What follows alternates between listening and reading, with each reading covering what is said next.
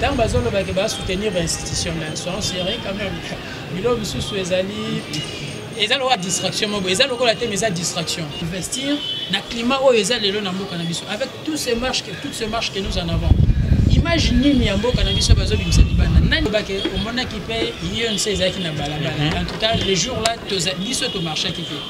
Parce que tout le monde a quitté raisonné ni to marché sans. Mais si Nabine c'est manifesté qui pour marcher. En tout cas, Olive Lembe a kené côté la madame Amida Chature, la résidence. Voilà. Nous sommes à Kinshasa, capitale de la République démocratique du Congo. Mesdames et messieurs, bienvenue dans l'émission Exprimez-vous sur votre chaîne Concept Touch. Merci na couple Milando Azali pour la mission en direct à Suède. Vous allez ébélé Binoba na Poto, vous allez na Australie, vous allez na Paris, vous allez na Bisso na États-Unis, vous allez nombreux les bossos ya ba téléphone tout ba poste de télévision na Bino pour la émission Exprimez-vous. Merci na plus Moupi, vous allez assurer de très belles images. Et l'autre, vous allez la actualité politique dans la République démocratique du Congo. Lelo Mbutu ils allaient toujours en Makambo Italie marche, marche.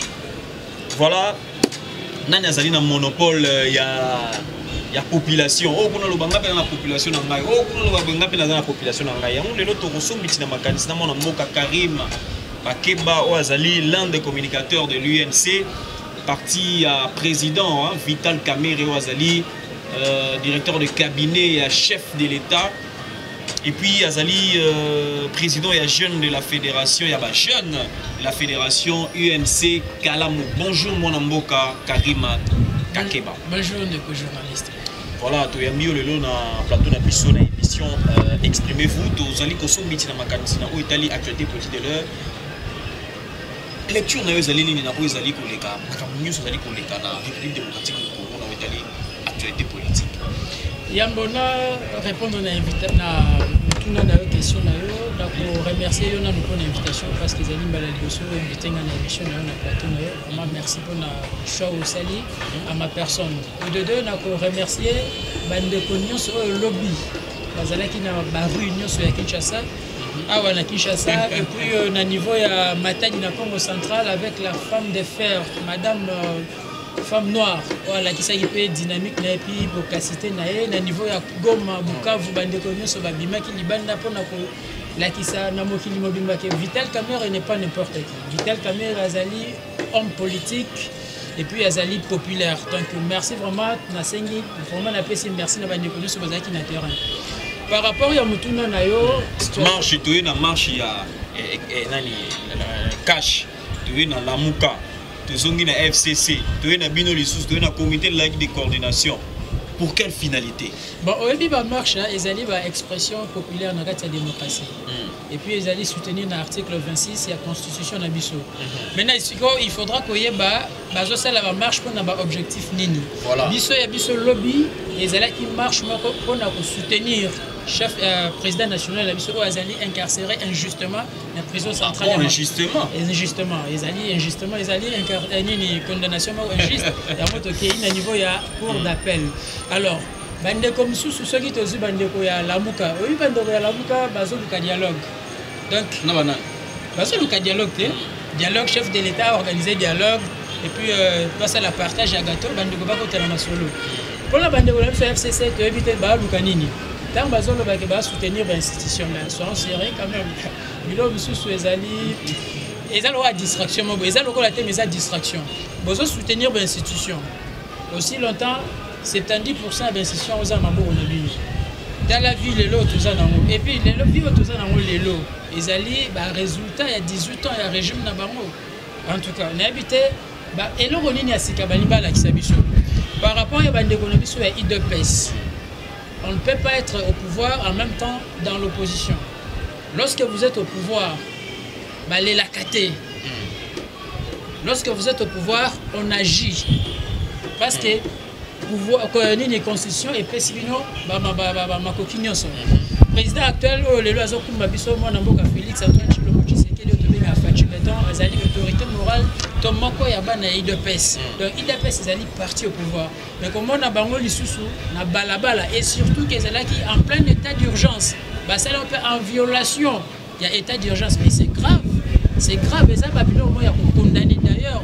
Il fallait porter plainte, il va organiser qui va marcher, il va la Lamuka, il va battre IDPS. Dans la marche à IDPS, et c'est là qu'il mort d'homme. Il y a une mort d'homme. Et puis, bavure, et ça les mailles trop. Et ça va acte, il y a condamné. Chef de l'État, ça il va voyager belé. Dans le climat où ils ont avec toutes ces marches que nous en avons. Imaginez Miambo cannabis bazo bimisa libana. Nani a des millions de dollars pour investir dans mboka où ils ont des ordres. Donc, bayeba eloko nini bazo ça. Chef de l'État actuel, il faut tout sungaye parce que en 2023 azali na bilan ya comprendre la population. Assidité na distraction et à la famille politique naie et à la bande ko na biso mususu o bazo luka pe ba kota na kati ya masolo. Ça la partage à gato. Mais bino pe to mona bino na kati ya marche. On a bande ko to mona ba drapeau, on a bino zala qui brandi mukolo ya marche ya UDPS parce que vous avez allié na parti UDPS vous allez au pouvoir. Bino pe vous allez na pouvoir mais si vous ndenge bino ko condamner bande ko o bo marche ki na bango elongo. To mona ki ba drapeler na ba fanyo tout ezala ki brandi mukolo la marche wana. Ndeko na ngai un communicateur à INC, Nazali membre puis cadre à INC, Nazali président à jeune, il y a ville province à Kinshasa et puis Moko il y a jeune influent, il y a Union pour la nation congolaise parti cher à l'honorable Vital Kamerhe le député le mieux élu. Non, ils ont flatterie. C'est du réel. Il est dans CNIA. Aux journalistes. Aux journalistes, merci. Ça là, investigation. En 2018, Vital Kamerhe a le député le mieux élu de la République démocratique du Congo.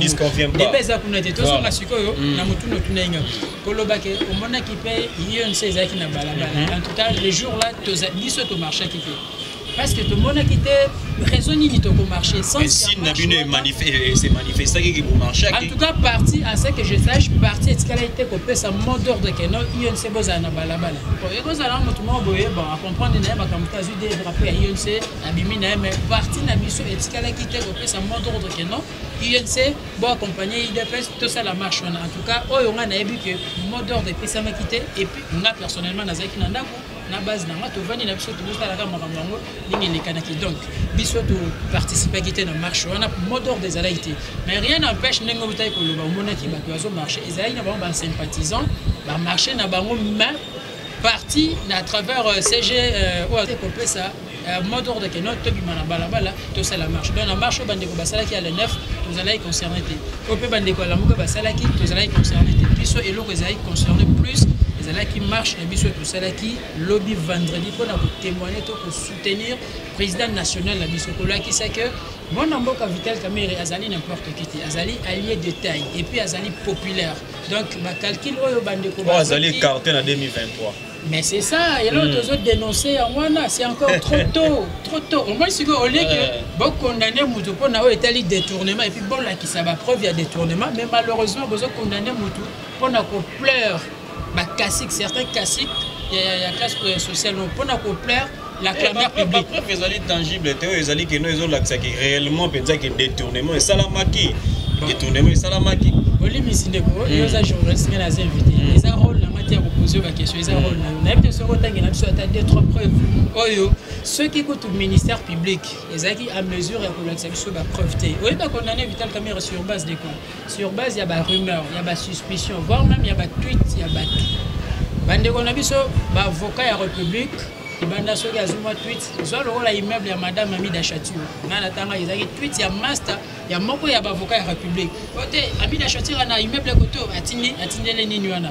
Or, ils ont déjà immeuble depuis 2012. Donc, vous avez détourné en 2020, quoi qu'il y ait un immeuble en 2012, dans la contradiction. Or, tu as vu un droit pénal, doute et profiter déjà d'un accusé. Jusqu'à preuve du contrat, tout le monde aura président national à Bissou Azali pour croupir dans la prison à Makala. Voilà, mais c'est que tout bêtement l'histoire en Italie, il y a une visite qui récemment, Olivier Ndekabila qui a fait la visite à la prison à Makala. Tout le monde est sous 5 ans, sous la côté de Makamba. Et il y a l'accès nini.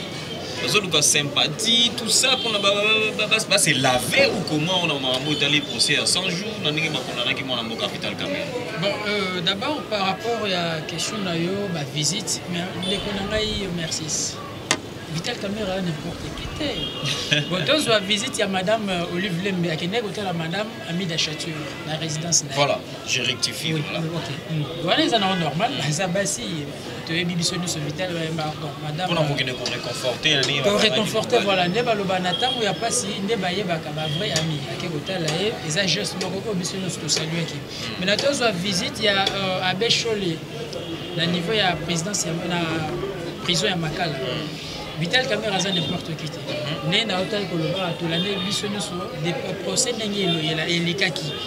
À lobby n'a sorti à visite après à lobby que non, nous allons tous suivre ces procès de près.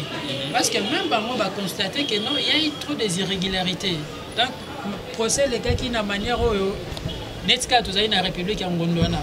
Alors que tout ça dans la République démocratique. Puisque les évêques catholiques, il ne faut pas tirer les choses au clair. Sur base, il y a ni ne tirer les choses au clair. Ça dossier politique et procès politique comment pendant que ça t'as des droits des autres à la macamna non tika kolobama état des droits oui le 8 avril jour où le président Abisso Azala qui arrêté sur base d'une simple invitation au niveau ya parquet à Matete dans on va auditionner pendant 7 heures de temps parmi les griefs oyo bazai ko reprocher to qui affaire ya 400 millions de dollars, disparition à 400 millions de dollars, 370 millions de dollars à faire saut des moutons et consorts. Mais, à la grande surprise, tout le monde a eu là, à faire une maison préfabriquée, 57 millions de dollars. Mais on se soigne qui pourquoi l'on a une soin? Il se nous soigne, besoin de un peu clarté. Bokani qui bokani pour Aïbimon. Mais pourquoi l'on a la grief nous souffre? Quand il y a des gens qui sont impliqués dans la carte, à faire 10 millions de dollars, il y a 30 plus, achat de médicaments avec Eten Ilongono et Soukawapi. À faire, il y a comment on appelle ça? Ils ont un contrat européen de Kotoma, Louaka Sinaga et Kenda Wapi. Pourquoi Kaka? Vital Caméra, ils ont un acharnement politique, procès purement politique. Ça n'a rien à voir avec le procès pénal. Parce qu'il y a un droit pénal, ils allaient dire qu'il y a des preuves. Mais malheureusement, l'autre un grand professeur à l'université à Kinshasa en matière de droit, professeur Kalouba, a condamné Moutou sans pour autant pour l'acception de la preuve. Il y a un procès politique. Donc, même si on a 5 ans, on a besoin de clair. Mais puisque tu as dit que Vital Caméra a lié des détails à Félix Tshisekedi, mais il y a un procès politique pour qu'il soit écarté en 2023. Nous avons monté des accusations, ils ont une part de s'appelle moi faiblesse. Nous avons dit que l'autorité morale du président national de l'UNC a commis un détournement et un état de droit frappé. Merci, il y a tel que la question normale. Oui, ça est le oui, tu as qui Vital Caméra, oui, tu as dit mais ce que tu poussais, la réflexion musicale. Et ça, le coup là, au Biba Congolais avant 1960, avant l'indépendance, tant que missionnaire, il y a une mission, il y a une jeune Congolais. Il va réfléchir. On ne pouvait pas seulement se limiter à Vital Caméra Ibi, non, mon cher ami, il y a une différence entre la vindicte populaire, justice populaire, tout ça, la mission de son abacité. Oui, bien, Aïbi, quand il y a Aïbi, Aïbi, il y a Aïbi. Mais ce que tu as un niveau d'instance juridique, où il y a un principe, il faut qu'on respecte. Maintenant, sur base de quoi, aveuglement de numéro qui est Vital Caméra Ibi. Journaliste, en partie prêté. Mais sur base de quoi? Sans preuve à l'appui, sans preuve irréfutable que non, je me rappelle encore, procureur général de la République à Lobaki ne nous demandez pas de preuves, car nous n'allons pas vous le montrer. Tout le monde peut témoigner en charge comme en décharge. Voire même là, pour s'aimer des ordres, soi-disant conseiller à chef de l'État. Tant qu'on dit non, bon, il dit 66 millions au lieu de 57 millions. Mais nulle part dans la chaîne de dépenses, tout le monde dit que non, Vital Caméra, à ce qui mon hôtel, et qu'il n'a continué. Au contraire, il vient de Jamal. Il dit que nazwa kimbongo et misala les encore les lorsque on a quand church au monde ba misala les allait stopper maintenant en quoi la république to ba avocat la république ba aider biso nani parce que banda quand ils a promesse au chef de l'état à Salaki na ba bande ko biso ba servir drapeau ya moko biso ceux qui batika kai oui c'est vrai par rapport il y a délai à budget qui moi mais fallait batika ba on va continuer de façon que ndako on est comme à disposition il y a ba militaire na biso ba sala musala makasi na front c'est pour tout le baboué bino bande ko UNC nous quoi besoin d'imiter que Vital Kamerhe et qui besoin d'imiter makambo nous surtout na condamnation na besoin d'imiter cela veut dire que moto ibongi a comparaître na yé les ali bon chef de l'état parce que ma preuve est sur base ya procès wana le fait que ba condamné. Mon cher ami, il n'existe pas de crime sans cadavre. En droit pénal, je sais que Bandeko, au moins 20 ans, c'est référé à l'article 145 du Code pénal. Les articles 145, très bien. Dans notre point de détourner bon au misolo, il faudra d'abord avoir la possession d'un yango. Mais qu'est-ce qu'on constate? La chaîne de dépenses nulle part. Donc, on ne fait pas comparaître ils ont des chefs de l'État. Non, attends. Tout ça, l'analyse rationnelle. Toi qui es dans l'article, je crois, 165 de la Constitution. De l'année, on a procès avec Vital Kamerhe, procès 100 jours. Le directeur des cabinets ne faisait que citer les noms du chef de l'État. Plus de 127 fois. Je faisais tout sur instruction à chef de l'État. Je faisais. Donc, ce qui que tu le but l'année là article donc on a fait conclure il y a un lobby ils ont raté ils allaient ba loi ya mboka donc mokonzi mboka ko bima lokola ko auteur il y a détournement entre guillemets donc ko bima lokola ko auteur il y a détournement selon l'article 165 de la Constitution. C'est comme bino bande ko c'est bon loba bon dénoncer que non à loba qui a combien de plusieurs fois que j'étais instruit eza question ya kolobaté congolais oyebi na discours ya chef de l'état dernièrement au sein la discours sur l'état de la nation na ba fait ya année tozolanda ki biso nyonso ntango azoloba j'instruis j'ordonne au ministre des finances ministre l'autre la gouverneur de la banque de pouvoir décaisser l'argent pour na tolanda ki yango non biso nyonso tolanda ki yango oyebi nini directeur et cabinet à chef de l'État Azali Plume Yamokozi. Le chef n'écrit pas. C'est son directeur de cabinet qui fait tout. Maintenant, sur instruction, il y a Mokozi, et ça, invention à cicater, et ça, invention à bissoter, ça se passe comme ça partout dans le monde. Et ça, que le col les lois bayambi et pas ministre Mokoboy. N'est administration Izali. Vous avez un entretien à un ministre. Ils ont été ministres à ma proposition. Non, il y a une personne qui est là, soit par sec, soit directeur de cabinet, n'importe comment, ou il y a sur l'entretien d'un chef. Donc, dire le Vital Kamerhe il faisait tout sur instruction du chef de l'État parce qu'il y a un directeur de cabinet.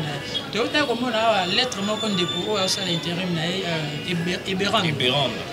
La lettre, la ministre la ligne pour la recevoir la décision. C'est son travail d'ailleurs. Et ça y est, ils ont fonctionné à la direction et la présidence et le chef de l'État. Dans mon biso toujours le bakeno. Tellement que la kisibiso la preuve il y a culpabilité peut-être qu'on dit à l'aveuglement que non ça c'est vraiment être trop faible et puis trop lâche. On a les procès on appelle pour na Vital Kamerhe va réduire nombre de condamnations soit va acquitter fondement sur la preuve est à l'acquitté va condamner sous aucune preuve la preuve est à l'acquitté alors comment tu ressens la sous réduction à Nini non tu sais mais parce qu'il a été condamné il a été condamné bien sûr mais la preuve Nini mais bien de politique il n'est pas preuve mais il est bel et bien condamné bakoki peut réduire soit tu peux bakoki ko quitter tosengi acquittement parce que na niveau condamnation et un tribunal il y a grande instance ba preuve ezala quitté donc ba condamner mutu mais sans base il y a ba preuve palpable ezali condamnation moko injuste ya mona niveau ya appel tosenga kaka acquittement na ezana on simple ndeko na ngai. De résumé, état de droit na arrestation arbitraire et Vital Kamerhe. Ça, c'est une honte pour la République et c'est encore une honte pour la justice congolaise. Et ça, honte. Oui, il y a un procès, 100 000 $, 100 000 à chacun. Or, sur les honoraires, il y a des avocats. Et il y a déjà. Le niveau pénal, premier degré, il y a 1 000 $. Ceux qui ont acheté 5 000 $. Le premier niveau.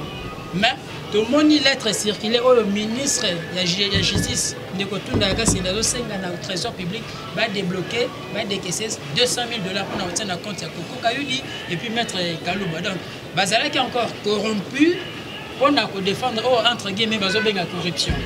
Donc, c'est aberrant pour la justice en Bourg-en-Abisso. Voilà, toujours rappeler que le Toyambi Karim Kakeba Wazali, communicateur, il y a Union pour la nation congolaise, il y a mon Mboka Vital Kamere. Alors, actualité oblige, des hommes dans le sommet de l'État. Ça fait tellement mal, hein, dans la République démocratique du Congo. Et pas FCC, basali déclaration na bango boye, et pas na cash, basali boye, tozonga boye, tokosuka na ngo wap, na makambo nyonso to ba politicien basali ko mema biso. To éviter ba politicien ngo tolobaka pe mingi, bolobaka pe mingi. Boye barape ningi nini ya ko gérer bato. Ulinga ka partage ya gâteau. Oh non surtout to kende boye poto suka na ngo na dialogue. On ne sait pas. Alors, Ndeko Karim, dans ma camouflage des autres dans sommet à l'État. Sylvestre Ilunga Ilukamba, Keker Oizoleka, on a analyse dans le Kusala Yamona Ndengini dans ma camouflage. Ça fait tellement mal. Le Premier ministre, le chef de l'État, tous ont aboué. Donc, le sentiment politique comme il y a des dirigeants dans le Bissau. Oui, Premier ministre Migolo Tobenga PP Ilunga, c'est le plus doyen, le plus âgeux.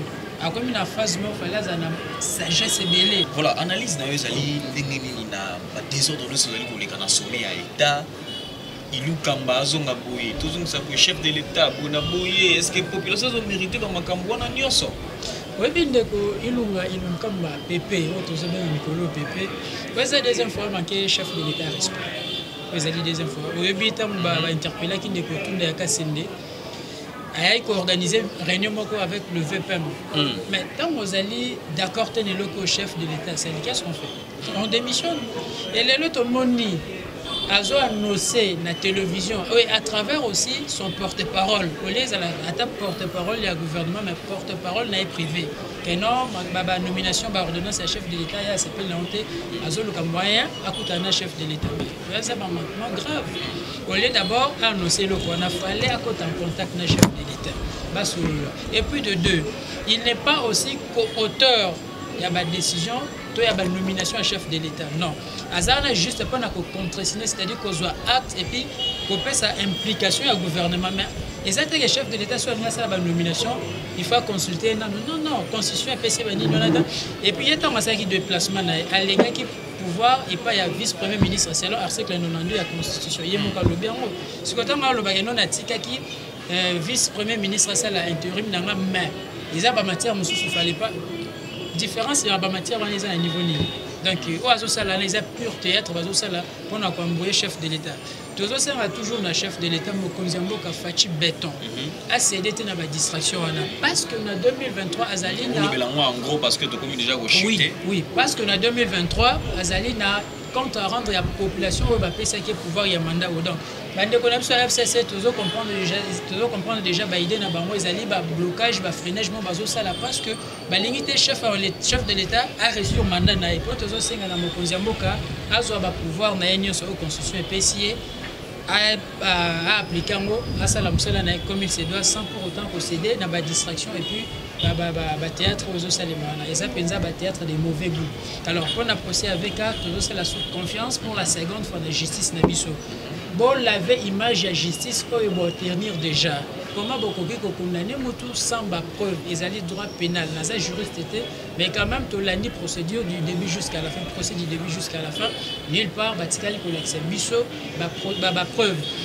Au contraire, jour, il y a les douaries. De Vital Caméra Lobaki, ici, ce n'est pas moi qui ai visé, mais c'est le chef de l'État. Oh, nous sommes tous les prophétie à Vital Caméra Lobaki.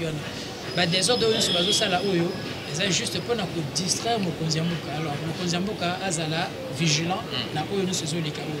Tala les lotos à dollars ils nous ont mat. Batuerie na beni. Ils ont déjà des groupes armés étrangers. Eux ils les lots na katiamboka na biso. Mais ça ne va pas. Congo est comme il déchiré à tel point que aux assués d'être nyonso wana il faut mon konziamboka à telema abeta liboko na mesa et puis azong samboka na rai na nzela. Voilà, azong samboka na rai biso des population ezolela. On a besoin on appelle le peuple d'abord, on est en action. De éviter ce qui est en action quand parce que tu continuer toujours de querelle en querelle. Et wapi, les lots des ordres ont continué à sommer à l'État, toujours un boycott, toujours un FCC, bis population, toujours subir kaka, par ma cambo merci Nabino Nyoso Ozalaki di Bosso et à téléphone, Nabino et à poste de télévision, Nabino pour la Kolanda émission. Exprimez-vous. La chaîne Nabino Boulinga Mingi Mikolo Boromesanango Concept Touch Télévision. Merci Bongo na couple Milan depuis Suède. Coup de chapeau dans l'initiative qui toko boye. Voilà, merci Nayope Karim Kake Banandingo répondre à l'invitation. Merci l'invitation, merci pour le couple Milan pour l'initiative à boye. Vraiment, les ababiloko comment tu mets là mais est-ce que dans YouTube tu aussi un peu ba matérialiser moi comme pinza télévision vous allez prendre voilà merci également na Brice Oazalaki bongo na sima ya caméra pour assurer ba image qui toko boye tukutani bongo na mukolo ko ekolanda pour na masolo mususa etali makambo mboka bye bye.